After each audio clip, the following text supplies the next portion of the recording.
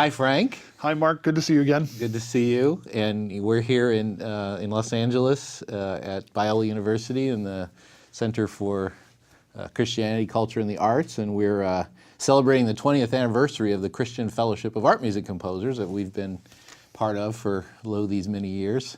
Well, it's such a marvelous thing to have seen the longevity of this. You know, back when you started this, you have a tendency to be a very big dreamer and think big, but we mere humans have to kind of fulfill the dream, and it gets a little bit tough at times, and we've had some ups and downs certainly through all of that, but pleasure to be here, and thanks to our host Robert Denham and Biola for hosting us. Absolutely. And of course, you and I have been good friends for all this time, and we've had conversations about, you know, the state of music and music history and composition and being composers and all those things and being Christians. So I thought it might be interesting to sort of start our conversation thinking about some composers, you know, by name that we think maybe have emerged as being the most influential, maybe over the past 50 years or so. Yeah, maybe going back 80, almost 100 on some of the names possibly. Sure. You know, when I was finishing up my doctoral work at Peabody back in 1990, my oral exam was predicated on sort of 4 composers that I listed as being those that had some relationship to Christianity: Charles Ives, Igor Stravinsky, Benjamin Britten, and Olivier Messiaen. And I sort of made the case, right, that that was an important part of their identity, and that they were also, you know, really important to music history in the West. And so I just wonder whether those composers still have the level of influence maybe that they once had, you know, here now 50, 100 years on. I think Stravinsky certainly does. Composers cannot escape his shadow, really. So many of us started when we first heard the 3 big ballets. For me, it was as much Petrushka as it was The Rite of Spring. But even his things up through the end of his life into the 60s, you know, far-reaching for everybody who now puts pen to paper, or in this case, typing it into a computer. Messiaen, for those who I think are believers, everybody zeroes in on him because he was so uncompromising about what he believed, and nearly everything that he wrote was connected to his faith. The other 2 become a little bit more problematic, and I really hate to say this, but the students that I have now know Ives' name and they don't know anything about Benjamin Britten. And it sparks a whole conversation about composers and being famous, whether it is something that they did that was original and something that was influential that causes their name to be repeated year after year after year. Benjamin Britten is one of my compositional heroes, simply because he was somebody who said, I will accept a commission and write music for big opera companies as well as a 3rd grade choir, and he literally did it all, and I've always enjoyed that. Unfortunately, he was just a great composer, but he didn't do something that was hugely influential the same way Stravinsky did, and so I think nowadays young composers don't know who he is, which is unfortunate. Yeah. Well, I mean, Ives was one of my heroes, but part of it was because what was the whole question about what it meant to be, you know, original in American context? And, you know, as you know well, the American composers were frankly, you know, extremely derivative of European traditions over most of the history of the country until you get to the 20th century and you have someone like Ives who comes in with some, you know, whether you like it or not, at least it's a pretty original approach. Right? Or innovative, maybe, is a good word too. I think Copland, who's now considered by many, especially non-musicians, as the dean of American composers, had an individual voice. I don't think he did anything new, right, but it was something that was recognizably him and seemed to resonate with the American culture of the time so much that he's been really given that kind of sobriquet. Ives grated on a lot of people in a number of different ways, not only as a musician, but also as a person. And so he wasn't looking to win a popularity contest, and unfortunately, he's now kind of a niche composer, yeah, as much as I love his music. I mean, one of the things we'd like to talk about, of course, in arts and academia is isms, right? And so thinking about someone like Britten or Ives, where might they fit into that? I guess I have a thought about that, and that Ives is kind of postmodern before there is postmodernism, and really kind of extremely so. And Britten is too, actually, because he's bringing in, but in a much more subtle way, I think, language musical language that's making comment on Christian texts, for example. I mean, he is clearly part of his, ethos and his personality and his values. Well, and something that was being echoed in poetry with W.H. Auden and other people, and maybe taken to an extreme. This is just pointed out to me very recently by a presentation on this piece on Bernstein's Mass, in which very, very much part of that times of late 1960s, early 70s format where let's question everything, including established religious traditions. Every time I listen to Mass, I really think that Bernstein is really presenting art music with the first tangible, you do not have to be a Christian. And it always breaks my heart when we get to the end of that piece, when the celebrant, throws down the articles of the Mass and everybody walks off and everything's okay. It's just like, but it's not, and there's a reason that it's the reason that the various different parts of the Mass are the way they are, liturgy of the word, liturgy of the sacrament, and all that kind of stuff, and to just kind of toss it off as we don't need this anymore drives me crazy. Well, that's interesting. You mentioned Bernstein. I hope it wasn't someone that came to mind, but thinking about someone who maybe finally just pulled the curtain back, right, on this final extreme position that you're sort of describing. But of course, one of the things about Bernstein's music is that it too is very eclectic, right? Very postmodern. Very interested in trying to be American. I mean, probably self-consciously so, right?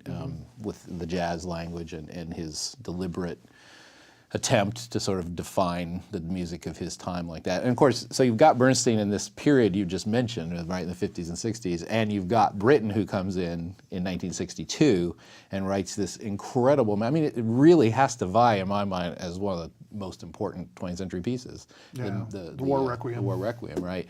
And you put that up against, or at least you think about it in the context of Bernstein's Mass.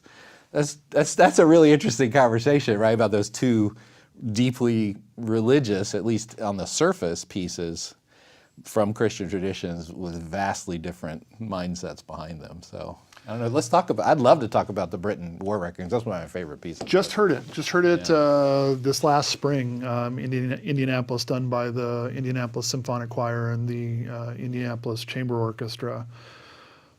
Aside from the musical constructions of it that are taking bits of the Latin Mass and then poems by Wilfred Owen and some others, and really just making an incredible testament to the fact that peace is something we all want but are always continually falling short in attaining, with texts that have a dead German soldier talking to his British counterpoint and basically saying, I killed you and you killed me and now we're all beyond all of this kind of stuff, and acknowledging a post-human body existence, which Britten sets amazingly well, but in the end is an affirmative statement.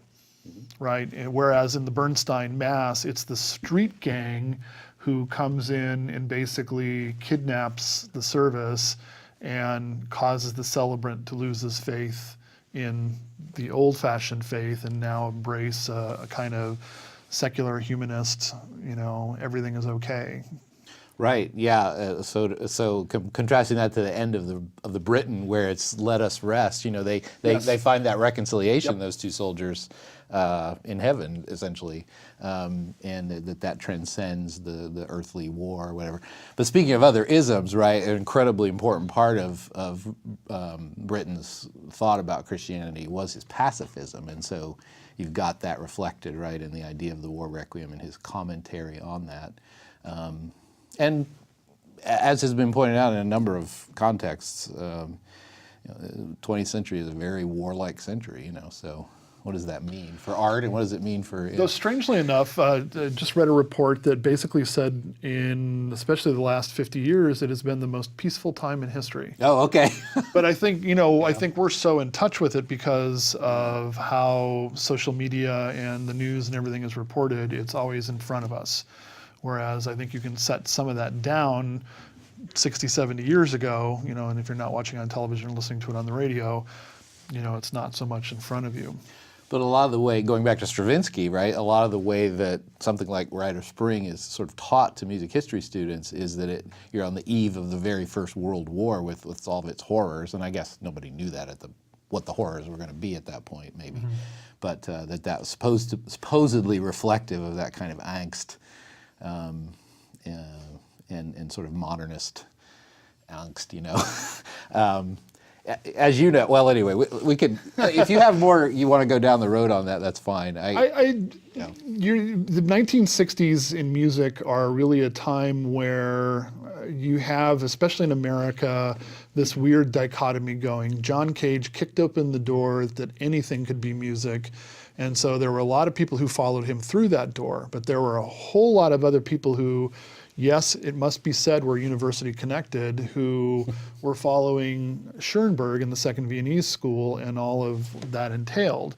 And by the end of the 1960s, the kind of eclecticism which has reigned, I think, supreme as the ism of the day up until today has really been a wonderful thing. And I think it really truly flowered at the end of the 1980s into the 90s. And it's now possible for us as composers to write any kind of musical style we wish. And something you and I have talked about on a number of occasions, and something that I believe very strongly, as a believer, this means that anything is possible as well. And the verse that talks about every knee shall bow and every tongue shall confess means that every musical style can now serve the Lord. And so it can be something that's typical pop music based kind of stuff. And I'm not talking worship, we're talking the kind of thing we do, art music, which we have to wrestle with later. But the simple fact that it can be microtonal, it can be Renaissance choral music, it can be electronic music of all of its different shapes and flavors and sizes. And every one of those things can be sacred. Every one of them can be done as an act of worship by a composer who's a believer.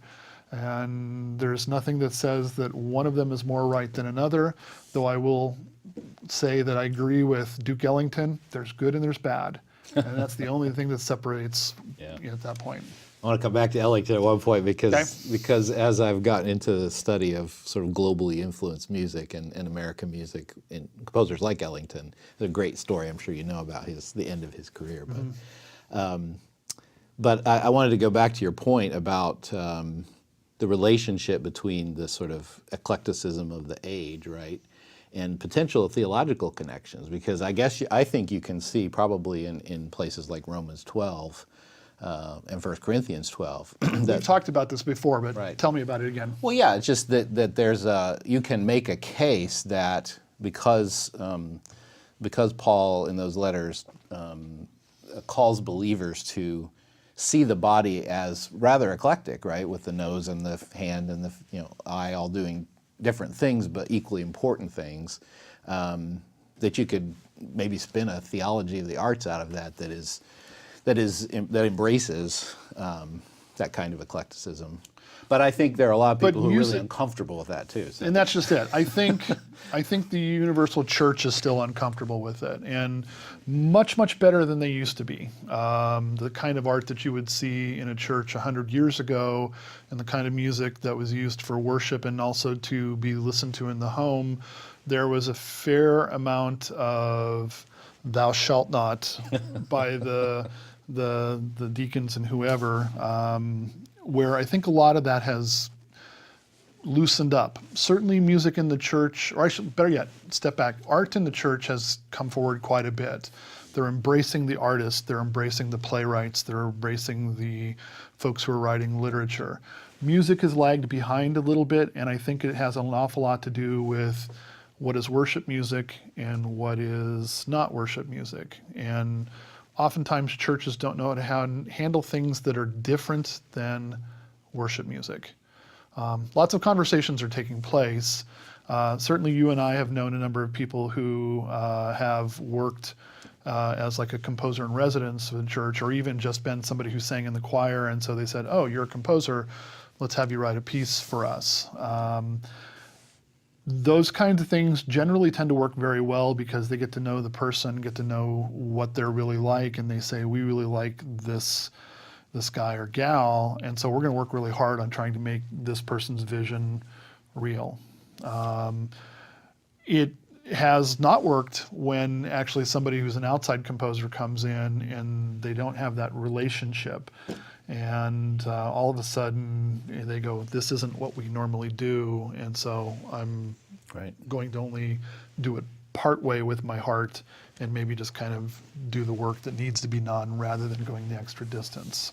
Which brings to this, what brings an interesting sort of thought about the idea of global and local, right? Because what you're talking about is the value of the composer as local. Yes. And there was this time, another one of the features of the West in the 20th century in terms of music and composers was this idea of these sort of master world composers, right? Or at least in the Euro tradition, right? Mm-hmm. That you can name off the great composers, and there's a few of them, and everybody else is just sort of, but that's what I'm 50, 51 now, and that's kind of what I grew up with, was they were the great composers. But what's changed is now there are just composers, and they kind of work in their communities, right? Well, and the funny thing is the idea of composers as being alive is actually much more embraced now than it was 25 years ago. Film has an awful lot to do with that. There are film composers now that people go away from seeing a film and say, I really like the music, I want to get that soundtrack. And not just the pop stuff, which some of it is quite good and very considerably done, but they know John Williams' name because of all the films that he's done. They know Hans Zimmer's name, they know Howard Shore's name, and they can talk intelligently about what they like and dislike from those particular scores. So it becomes an interesting sort of thing when you then sit down with somebody who may want to have you write a piece of music for them and say, who do you know of living composers? And the ones that they usually name are film guys. Well, I remember when I was in grad school that one of the professors said, if you're willing to grant that John Williams is an art music composer, and I certainly am, with that. He's the most performed and listened to art music composer in the world, and that's because of technology and media. It's one of the things we were talking about at one point was I think what's evolved in CFAMC, in Christian Fellowship of Art Music Composers, has been the realization and maybe the embrace of film composers as art music composers. Because I don't think that was a settled question when we started 20 years ago. Maybe it was, but... Well, we still wrestle with it now. And, what is the difference between a popular composer and an art music composer? Given what you think about, just how world music plays into everything, you don't think that this should even be an issue. But I think in Western music, it's still a divide, and I think it's probably going to be a divide for at least another couple decades. When this question comes up to other people who ask me about Christian Fellowship, I just let them know that I say art music tends to be music that's not only written for commercial purposes, and generally has a longer shelf life because it's not written to be the flavor of the month. And so there's a commercial aspect of this. It generally also, I think, has probably a really regrettable kind of tie to high art and low art. But I think very often the matter of trope or figurative language is built into art music, where I think pop musics tend to be more literal. And Yeah. so it requires a commitment to listen to art music and realize that what you're hearing is not always going to be the thing. You're going to have to think about it. You're going to have to listen to it maybe again and start to hear subtlety to it and any number of other oral messages, for the lack of a better way of describing it, that will be able to be understood over time, as opposed to something like a jingle, which has to be ingested the very second it happens. Otherwise, it won't sell the product. Right, so we've struggled to define, and so you've hit on several of these issues. And by the way, this is my definition. If we sat down with 100 other people, there would be 1,000 other definitions. Right. So, But I think getting those issues out on the table is worthwhile, right? So one of the ways I think I tried to do this, over the last 20 years is to talk about virtue, because there you've got a strong historical connection, right, going all the way back to the Greco-Roman tradition and the birth of the West. And so if we're talking about Western art music, if you can talk about music that encourages virtue for, on any number of fronts, from patience to just this designed to edify, like you said, kind of over the long term, that requires an investment, right? and you're not talking subject matter. You're actually talking how it's constructed and what kind of, what kind of impassioned, disciplined soul can really interface with this kind of music and come away with it because of a kind of, willingness and discipline to actually go the distance with it. Don't you think there's an underlying hunger for that in our culture, even though it seems like it's gone the opposite direction? Because, I find in the, you and I are in our 50s, I find in the next generation after us that there's this hunger for transcendence. There's this hunger for something to invest in, to not to be quick and easy. But maybe only in the people I talk with. I'm constantly surprised that they are, because now there is, in at least the United States, this notion that everything is good. And so we award our children trophies for last place in the tournament. And so this is actually extended to the arts, and not just music, but everything, where you can't talk critically about something and come away with actually a dialogue that's actually going to be constructive. What you're going to be branded as is somebody who's a hater. You dislike this piece. Well, I think this is a great piece. And no matter how you talk about it technically, this goes on too long. This chord should maybe be something else because what you're doing is setting up this. That becomes very tough, because there is kind of a hipsterism that's in reign right now. That's your new ism, It's isn't my it? new ism, is the hipsterism. Okay. It's where you can write. And the funny thing is eclecticism made it possible, because you can write any kind of style. Now you can write anything, and you're going to have a following, and they're going to believe that it is quality stuff, regardless of the truth in that or not. Or maybe just quality doesn't mean anything anymore. That's true. That's possibly a better way of putting Because that. because it would be seen as judgment or hating, as you say. That's it.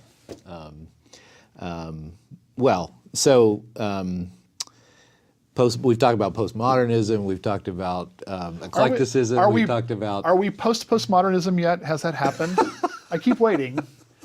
Well, it just depends on what you mean by. That's why, as you know, I really wish we could get the argument out of those sort of, I think, boxes of Western philosophy, because I think it puts you in an impossible situation where you can't answer that question. Right.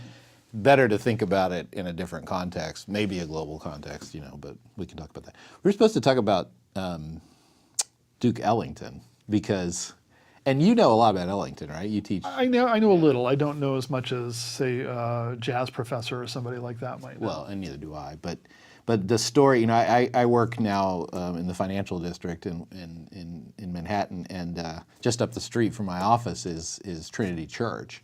And when I heard that story, which I was not aware of, that they did the performance of Ellington's Mass near the end of his life, and he stood up and said, "I've always been a believer, and now I feel like I can confess that publicly."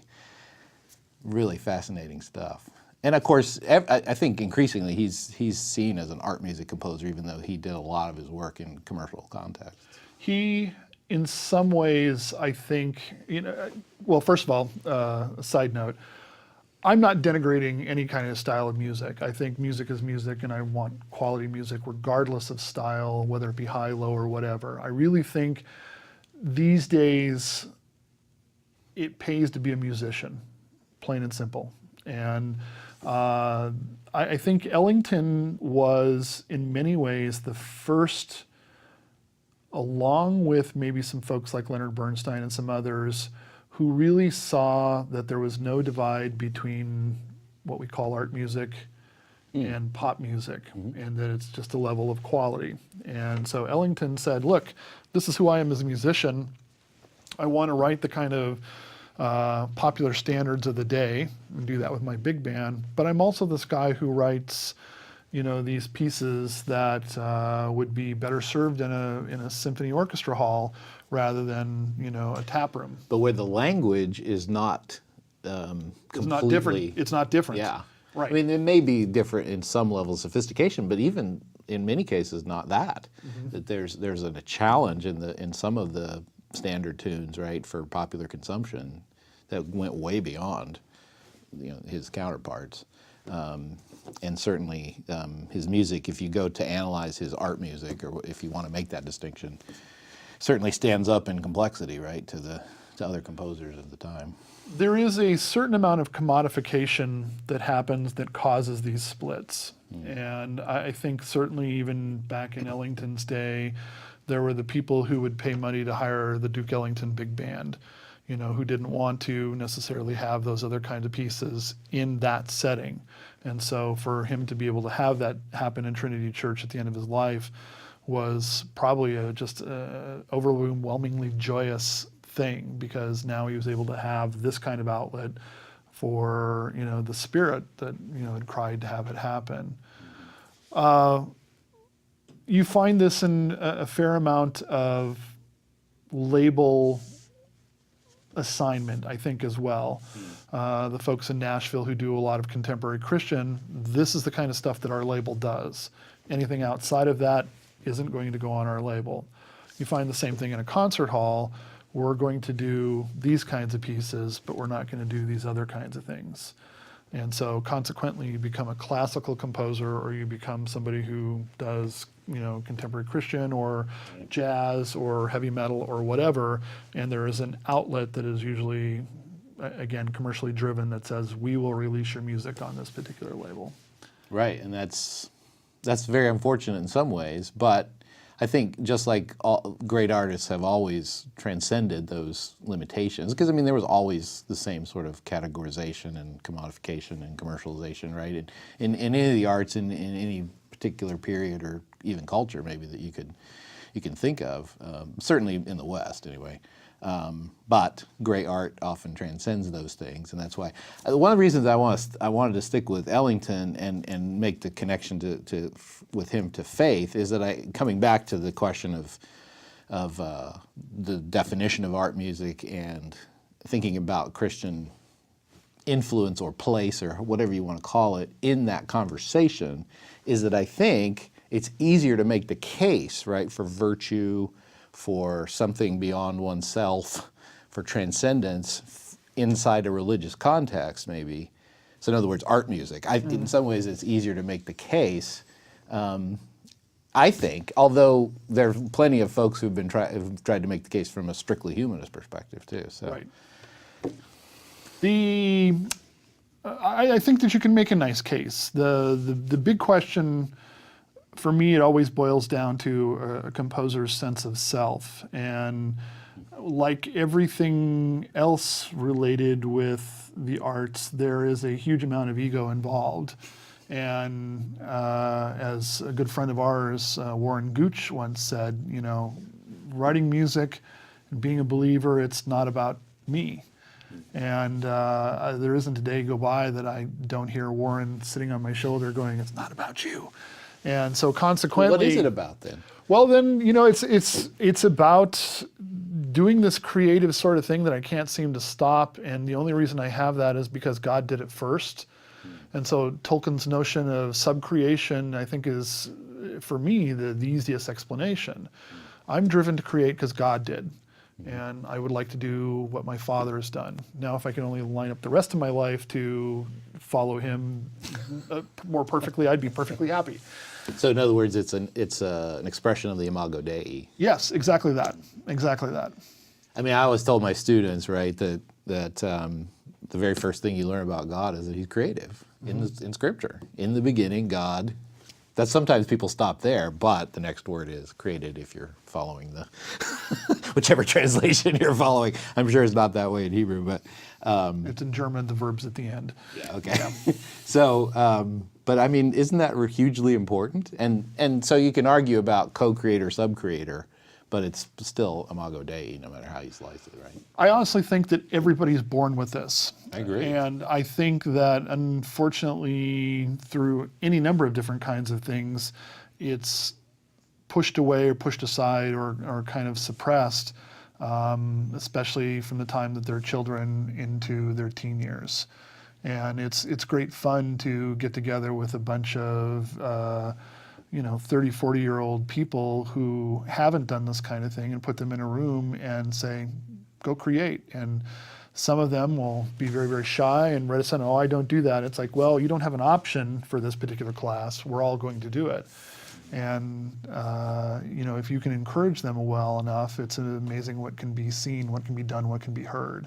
Well, I absolutely agree. And I remember when I was a kid, I went for a few years to a Montessori school, and that was the whole point, right? Was they just let you loose in a room and gave you all these materials, and there wasn't any particular expectation, wasn't worry about craft, you just.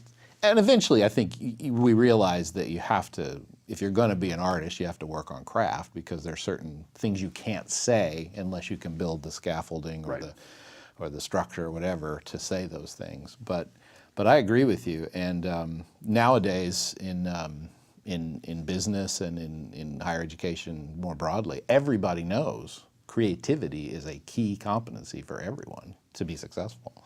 Well, in the days now where everything is online, everything is possible online, the kind of globalization of what is culture everywhere else in the world is now available to us.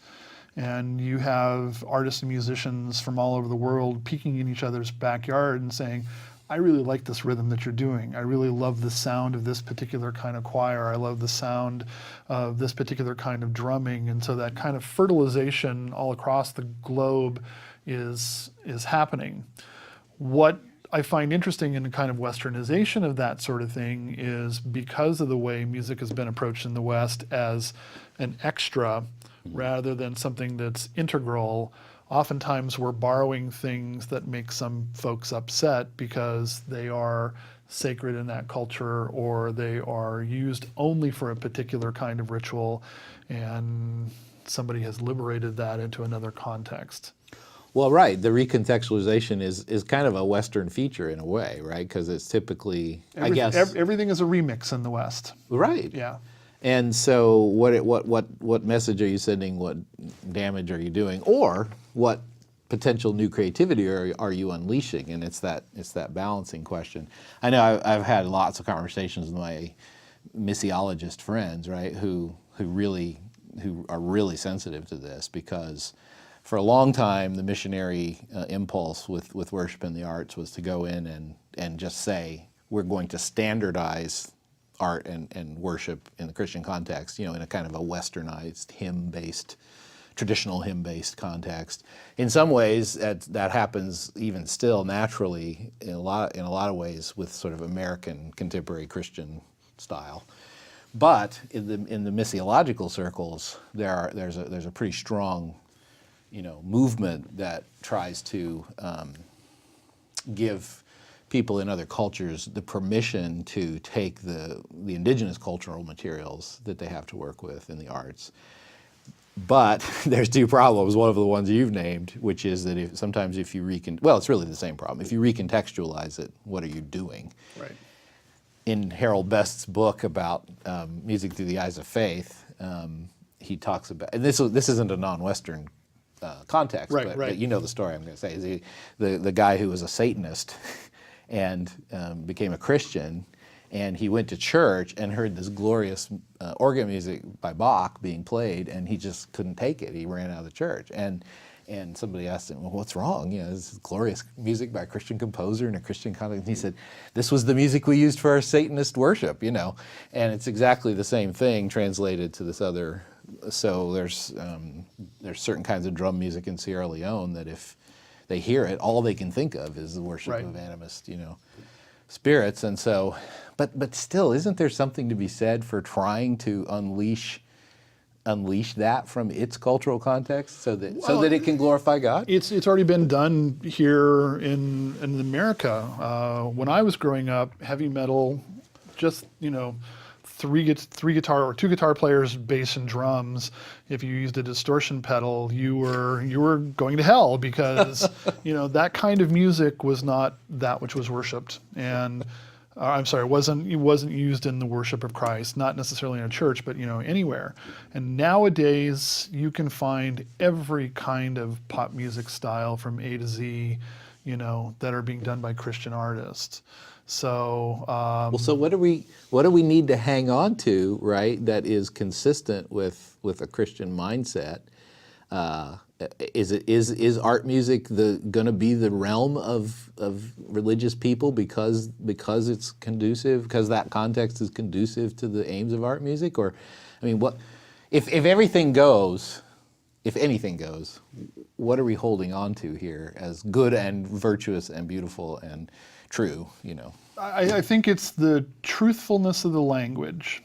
Okay, Or but that's not the music. Well, no, here, but see, I substitute language with music. Remember when I said that every knee shall bow and every tongue confess?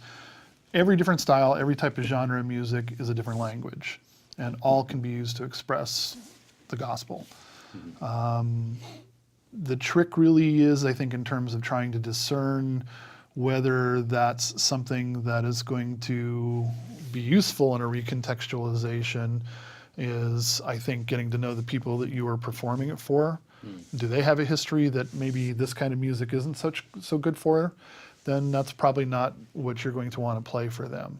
Well, and that's one of the huge challenges of art music in general. And frankly, you know me, and now I've come to believe that there are many art music traditions, and Yes. they are. The West tries to pretend like we're the keepers of the art, but you've got Indian music and Middle Eastern music and African music and Asian music, all of which are heavily traditional, heavily art-based in some way. Maybe not exactly the same way, but there's a technique, there's a repertoire, there's a set of standards, Yeah, going back farther than the art music tradition in the West. much farther. Yeah. So what does it mean then to talk about art music in that broader context, and how does that relate to what you were just saying? I mean, Art music, I think maybe we can call it in a record label tradition as maybe something that's concert music rather than art music. okay, music to be listened to. Yeah, music to be listened to rather than danced to, rather than something that supports something that's an image on screen, something that you jazzercise to. Well, come on, but you're saying that a great film with music in it, that's not a part of an art piece? I don't think it's merely there to be listened to. I think it's got other roles that it has to fulfill, and some of it is not really listenable. Good example of this would be ballet music. There is tons and tons of music that's written for a 2-hour ballet, and if you then excerpt the best parts of it out for a suite, it becomes a 15, 20-minute suite. And then when you go see the ballet, you realize it's a lot of boom, chuck, chuck, boom, chuck, chuck, boom, chuck, chuck, with motion. But we play the entire Rite of Spring, don't we? But that actually works. And so does Petrushka. So does Pulcinella. All of which are ballets, yeah. Right. And but you find that actually all of the Firebird is not played. Right, that's and true. so little of Appalachian Spring is played. There's a lot of move across the stage while this vamps.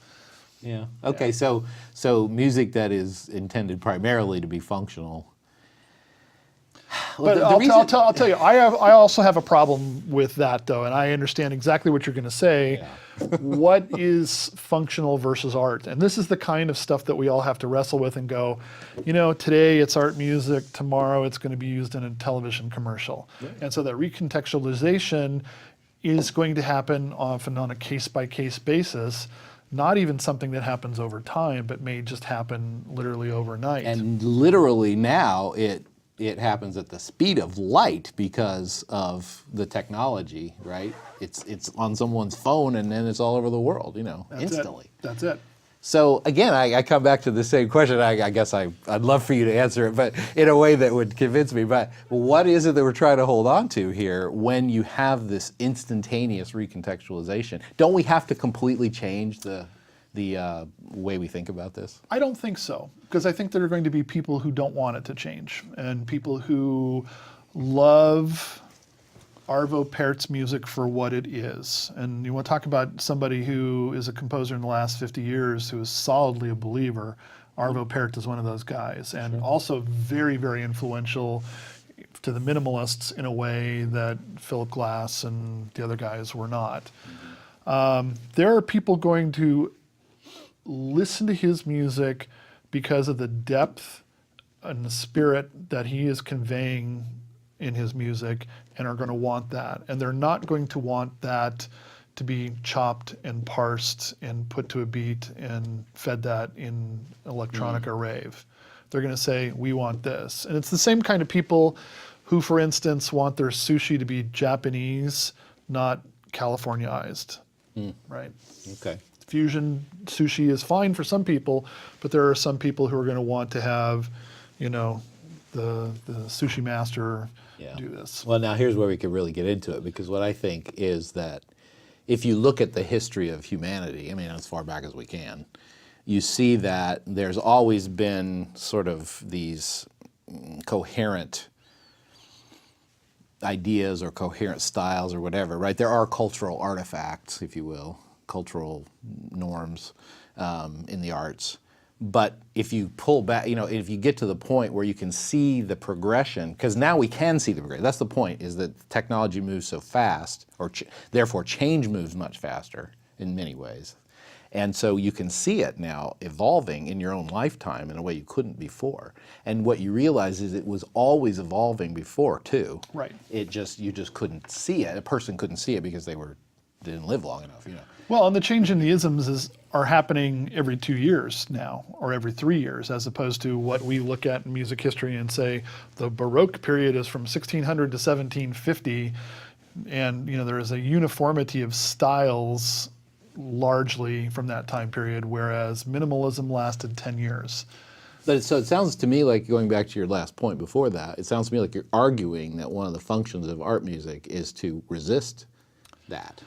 I think it is, but I'm also somebody who is a historian enough that says that it's all fusion music in the end. Exactly. Well, I'm not going to argue that, but what I'm going to say is, there are going to be people who want Bach. They don't want, Bach on beats. They don't want to have necessarily, Is it about what people want? Actually, I think it is. Okay. At the end of the day. But no, okay, you're going to hang me with this, though. You'll say that, of course, certainly God is behind all of this, and I will step back 10 feet and go, yes, it is. But I think from what we've seen down through time is it's very much human-caused fashion of the day. Yeah, I know. It's true. We're still embodied people who live in a context. There's no way to avoid that. And I don't think... I'm not enough of a theologian to get into that whole question of truth in context versus truth outside of context. Yeah. But in a way, you kind of have to at least try to think about that, don't you? Because it's the same thing with art. There's art in context, and then because of the way the West dealt with artifacts, which is another issue. Art became out of context, right? So when we play Bach, either you have to rethink it for a contemporary audience somehow, or you have to... Mendelssohn did that very thing. He rewrote Bach for the audience of his day. Right. Right. And I guess Busoni tried to do that to some degree. Yes. Yeah. But And so then some people go the other direction and try to recreate the context, but you can't recreate the context. There's no way to create the entire social context in which that art was produced. So, you know, we seem to be going around in circles here, but the question is, what does transcendence mean? Does it mean out of context? That's the question, right? And therefore, what is the role of that question in defining art or art music? As Christians. There you go. Yeah. Go for it. Well, transcendence, I think, is very hard to even put your fingers around, right? And so there's a kind of evanescence to it, because we know it when it happens, but trying to create it and manufacture it, it typically eludes our grasp because there is a kind of inauthenticity that happens if we try and manufacture it. That's fair. Yeah. And that wasn't what was in my mind when I said that, but it is. But trying to identify it is not the same thing as trying to manufacture it. That's true. But it's tough to, you know, even sometimes do that, because somebody is going to say their intentionality is to try and be transcendent, but their technique fails them in producing this for whatever reason. And then you can have something that was tossed off on a moment as an afterthought by the composer, no intentionality of being transcendent, and it becomes something that people point to year after year after year as the thing that moves them in such a way that they seek God because of that. And that becomes a really amazing thing. What can you give me an example of something that was intended not to be transcendent but then became transcendent? No, and you're going to put me on the spot with that.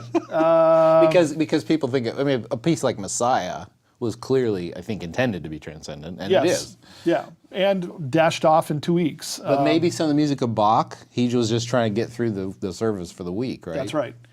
So, or even something like, even though I think it motivates us nowadays as kind of a national funerary music, but the middle movement of Samuel Barber's Only String Quartet, which has become as far-reaching as a piece of music as anything from the 20th century in the Adagio for strings. I agree. I still think he probably was intending to be transcendent, but not as a middle movement of the string quartet, because in that particular context, it is just completely different. Well, that's true, and of course, one thing about it is hearing it played by a string quartet is a completely different experience than hearing it played by a huge string orchestra, right? Right. You can't do certain things with the tempo or the phrasing or whatever. In that, so you're right. It's been recontextualized. There's no question about that. And unfortunately, commoditized too, where he's lost that kind of edge as this is really an amazing transcendent piece. Because when you hear it for clarinet choir, it's I'm making a few more dollars on this particular piece, or in the choir version where the text setting is so bad as to really inhibit that kind of thing. Well, and it's I mean, I hate to say it, but it's dreadful in the two contexts you just mentioned, because they can't do the phrasing or the tempi the way you can with a string instrument, where you don't have to worry about breath. I mean, you have to worry about bow, but you can do things with that you can't do with breath, and so it becomes a different piece. I don't know. Here's my argument, right, about contextualization and globalization. Is if all of those composers whose music became transcendent, whether they intended it or not, I'll stipulate that, they were working though in a particular context. Why can't we just simply acknowledge that the context today is an eclectic global context, and then the music that's going to be transcendent out of that is transcendent? But that is the convention of the day. Why are we trying to hold on to a context that isn't the context of our day? Well, I'm going to say that postmodernism actually allows it. It's something that has a seat at the table. There are going to be 100 other seats at the table who basically say, you're out of line, but I think that you can say, I want to be a composer who, like the composers of the late 19th century, were given the opportunity to write this particular kind of music that serves a particular kind of relevant space. Now, a good question to ask, and you're kind of teasing around it right now, is it still relevant space today? And at that point, I have to back away and I have to say, it is for me and my friends. It is for the people I know who are genuinely interested in that kind of transformative aspect of that kind of music, but I have to say that the iPodization of music in general has given everybody a seat at the table, and that includes all kinds of things, not just one thing or another. But you know, this is an old argument, but Oh, yeah. it's a true one. No, but it's a true argument that all we have are the pieces that transcended their time. Well, that's what's left. Now, go to the 19th century, you have some of the music, you still retain some of the music that didn't, but there's a lot of music that was the equivalent of the junk today, back then too, but it just didn't survive, or, you know. But there's a fair amount of that kind of music that also didn't survive because it just became not fashionable. Meyerbeer was an incredibly popular composer, rock star of his day, and nobody does his music today. And I point to my composers that I teach and say, don't chase pop, write the music that's true to you and be authentic about it, because history is going to choose what music's going to be listened to in 100 years, not because of anything you're doing, unless you just decide that you're going to just be the trend and fashion of the day, and then you're probably going to be swept aside. But wait a minute, are you saying Meyerbeer wasn't transcendent? That's why he didn't survive? No. I said that you're saying that the music that, I'm going to get this wrong, you were saying basically that so much music has been basically swept under the rug, that wasn't up to snuff. Meyerbeer was a very good composer, and he did what he did very, very well, and he attained popular success in his day. Okay. Whereas Bach was known largely in a corner of Germany, and thanks to Mendelssohn and thanks to his sons and those sorts of folks, really became very, very, very popular. I'm going to take a big leap here and say this reminds me of that article, that argument or that question about how Scripture has come to us, because there sounds like behind it sounds like there's this serendipity that isn't controlled by the maker of the universe, and maybe art, music, or music shouldn't rise to that level of Scripture. I grant that potentially, but still, it's a little bit deterministic to me. I don't know. Or not the opposite of serendipitous. I guess. Serendipitous, yeah. So.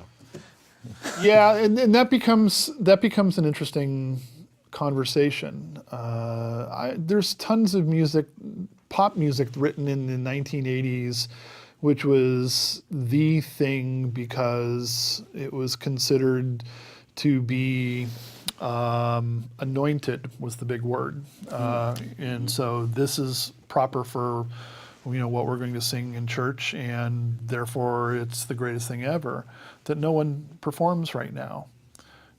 Maybe it was good for its time and place, and it pushed hymns out, because that was always the big argument in my church, was this was anointed and those hymns are not. And I'm thinking, I can't go there, because there's a fair amount of people in the congregation who are older who think just the opposite of some of the music that you're bringing in.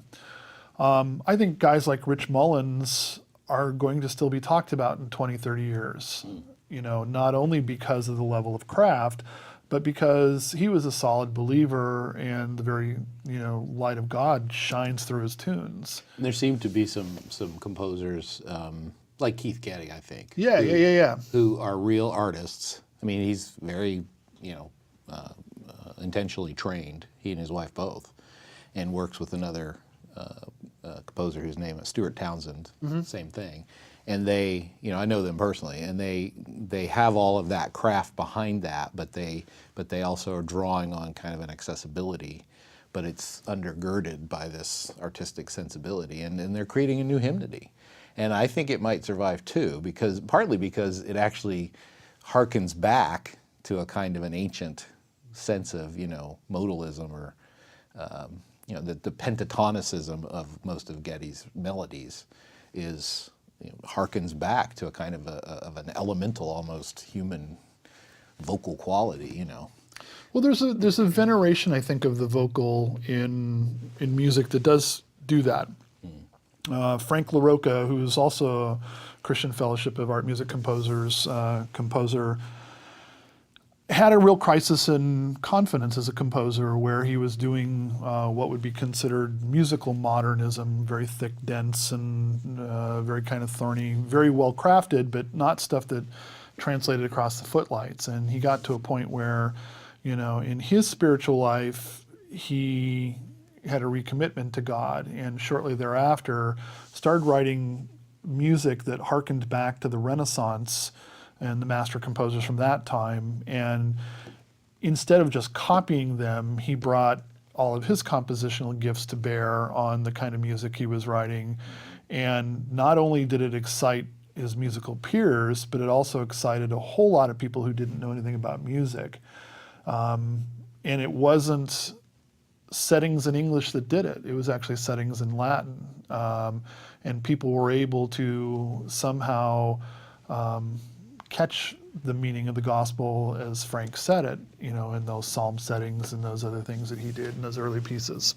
So if I may, I appreciate the specific example, but if we may pull back to the sort of conceptual level again, maybe the maybe trying to talk about it in terms of ancient and modern is not the right way to talk about it. Maybe the way to talk about it is universal versus contextual. Are there some human musical universals or artistic universals or whatever that manifest themselves differently in different times and places, but they're still there, and we're always going to sort of respond to those. So you can look back and see those manifested this way in this context, and you can look forward, or you can look at the time, now, but you're furrowing your brow. So well, I'm trying to come up with examples. I think universal's a tough cookie to try and bake. I